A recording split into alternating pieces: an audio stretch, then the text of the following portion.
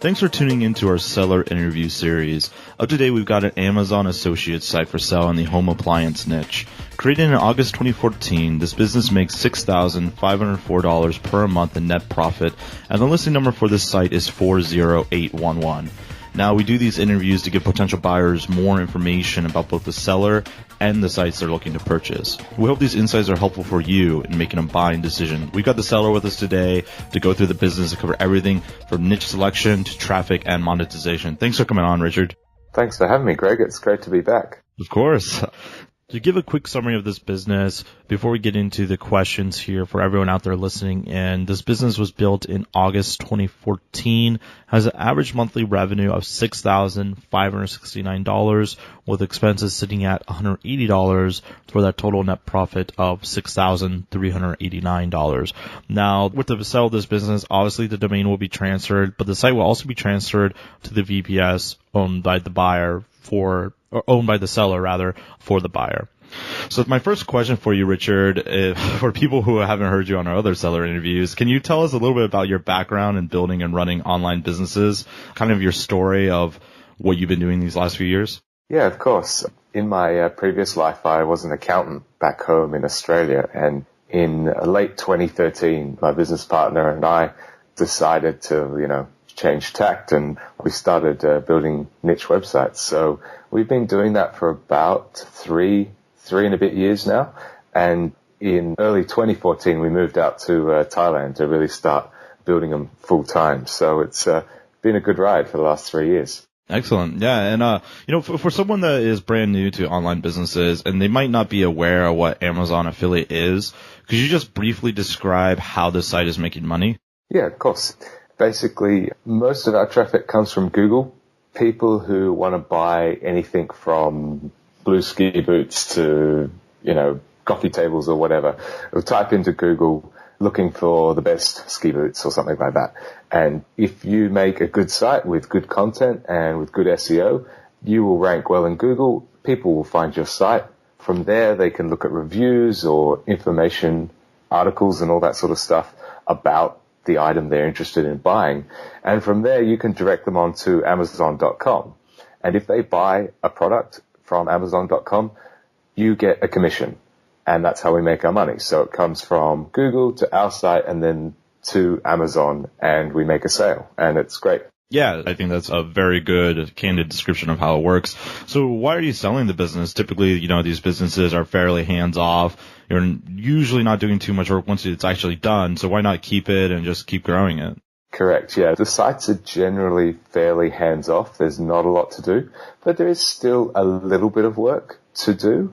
And that more comes in sort of monitoring and reporting and making sure everything's still humming along. We've got about 40 sites at the moment. So yeah, we've been very busy over the last few years. It's just a little too many at the moment. Combined with that, it's sort of our strategy to sort of build these sites and then find the winners, get them to the level that we can, and then we sell them. It makes the most sense for us in our kind of business strategy. And final sort of real impetus to sell at this exact moment is my business partner is actually starting another business. And that's been going for about 12 months now. And that's starting to really gain some traction. And, we're getting some software developed, and that's never cheap. So hopefully we can, raise a little bit of money and put it towards that. Excellent. Well, I guess that answers my next question. What's the plan after the sale? Minus, maybe buying me a couple coconuts or something.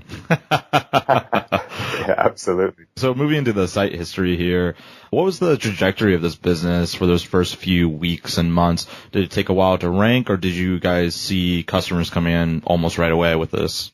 Fairly usual trajectory that we sort of see these days. It took, I can't remember off the top of my head, the first sale would have happened within a month or so, but we're talking like very minor sort of things as the site ages and goes along.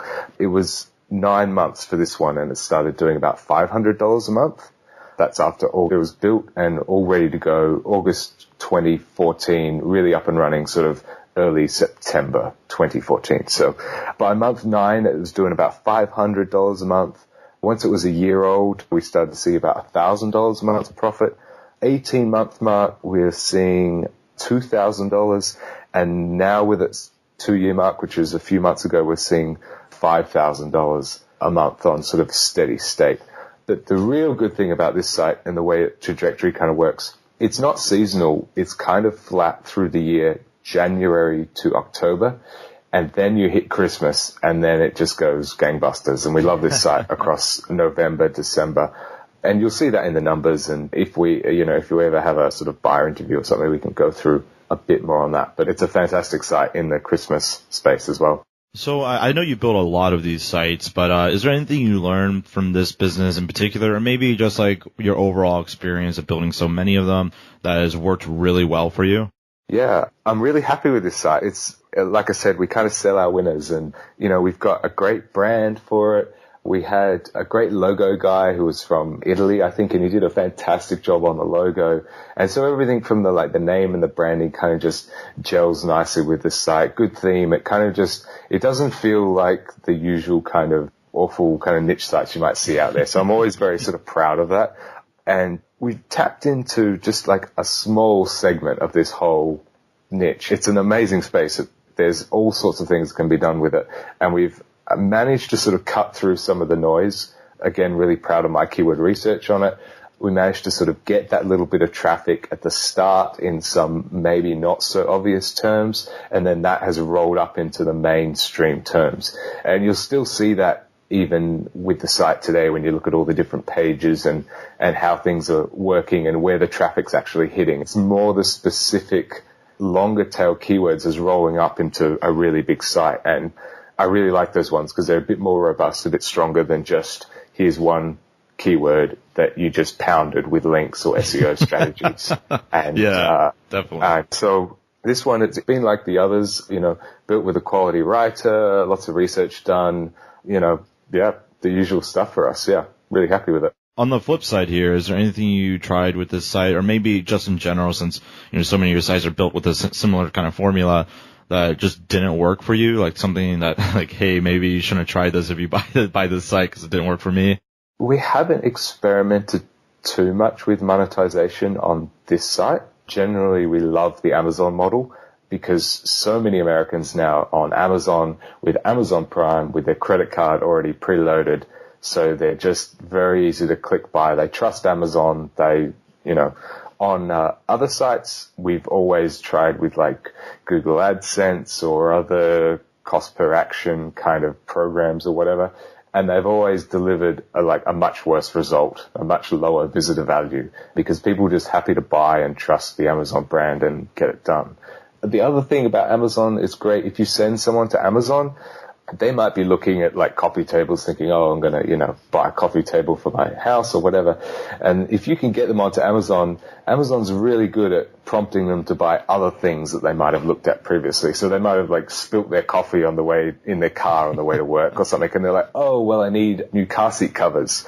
So, so they go buy a new set of car seat covers and you still get a commission from those car seat covers, even though you were trying to sell them a coffee table. So it works really well. Yeah, absolutely. Speaking of traffic, you mentioned it was all just organic search. Is that correct? Or is there other type of traffic coming into the site, like social or something else?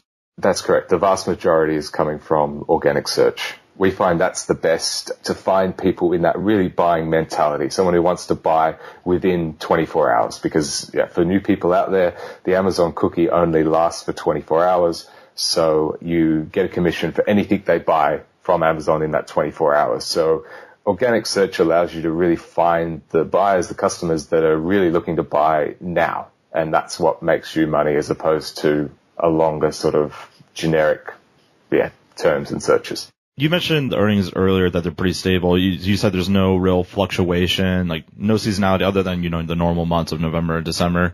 Yeah, that's what we're sort of seeing now. Once the rankings have leveled out, we've got it to a good spot. We're sort of seeing generally steady January to October. Sometimes you can see a little bit of a dip in February, but I see that across all our sites. My understanding is that's when the 60 days credit card payment is due, so everyone's paying off Christmas in February. So it can sort of can dip a little bit there, but otherwise it just has a gangbuster November, December as people are really, buying up for Christmas. How much content is on the site? It doesn't have to be the exact number, but maybe like an estimation of how many articles are on there. Yeah, we've got 11 pages for sort of guides, which is our sort of standard template-y type thing, which is like going through, why you'd want this product, with the advantages, disadvantages, common problems with it, what you should be looking for, how to find the best one for you and your needs and all that sort of stuff. And then there's about 20 pages for individual product reviews that we've had a writer go through and review the product and all that sort of stuff. So it's 31 pages overall. So it's not small, but it's not massive by any measure. So I'm assuming you're not adding content on a monthly basis right now. It's just kind of sitting there as far as content goes? Yep. No, we built it and it's, stood there. Now, if you were hypothetically going to keep this business and you wanted to grow it, what would be like the least risky path you'd focus on? The least risky would just be adding more Amazon affiliate content.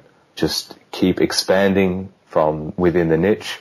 There's tons of other products that are related to. I would just keep going through and just add every little thing you can find. Find a semi-good writer and get them to write articles and just keep growing the site and picking up all those other long-tail keywords that are around the space. To up that a little bit more, you could get a little bit more creative and stray a little bit further outside the sort of the exact product that's in there. And you'd find that very easy with the branding and all that sort of stuff. I would keep it in the Amazon. I wouldn't be like going out and trying to sell your own guide or something around it. Generally, when we've tried that, we kind of find it sort of detracts from the laser-like focus that the site kind of has. So it's very easy to test that. And if it doesn't work 1 month, then you just switch back to the old stuff. That's generally how we run with it. And what would you do if you were incredibly risky and just wanted to grow the site as quickly as possible? Interesting question. I'm an interesting interviewer, Richard. It would just be to hammer it with content and hammer it with link outreach or extra sort of links, whether you get that, whatever SEO strategy you've got. You could mess about with adding a product that you produce yourself, whether that's a guide or other things that you can put in the sidebar, like books, or I could go into more detail, but I don't want to reveal the niche for the, but somewhere where you're getting a bigger margin. And if you did that carefully and did it right on specific pages, you won't detract from the current earnings.